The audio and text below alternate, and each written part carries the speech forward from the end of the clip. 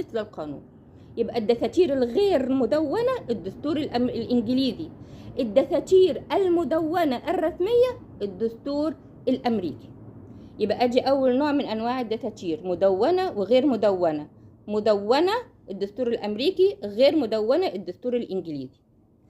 عندي الدساتير النوع الثاني من حيث طرق التعديل. عندي دساتير مرنة يمكن تعديلها بسهولة بالطرق العادية، عشان كده بنقول عليها ايه؟ مرنة. زي الدستور الإنجليزي، ده دستور مرن يسهل تعديله، هو أساسا مجموعة من الأعراف وغير مدون. عندي دساتير النوع الثاني جامدة، هي تأخذ إجراءات شديدة التعقيد وشديدة الصعوبة لكي يتم تعديلها، مثل الدستور الفيدرالي الموجود أو الدستور الأسترالي الفيدرالي.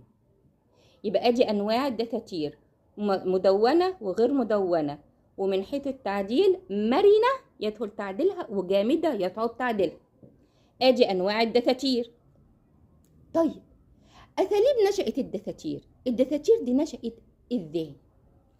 قال لي في طرق دساتير نشأت بطرق ديمقراطية، وعندي دساتير نشأت بطرق غير ديمقراطية.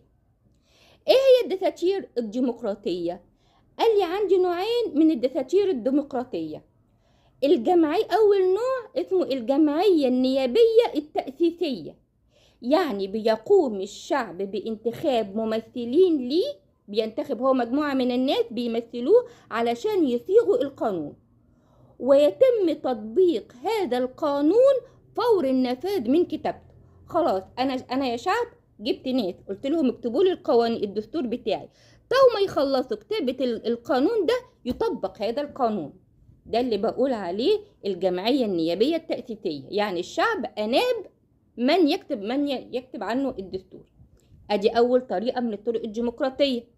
الطريقة الثانية الاستفتاء الدستوري، يتم تكليف لجنة من قبل الحكومة بإعداد الدستور، وعندما يتم الانتهاء من الدستور لا ينفذ، إنما يطرح للشعب للاستفتاء عليه للقبول أو الرفض.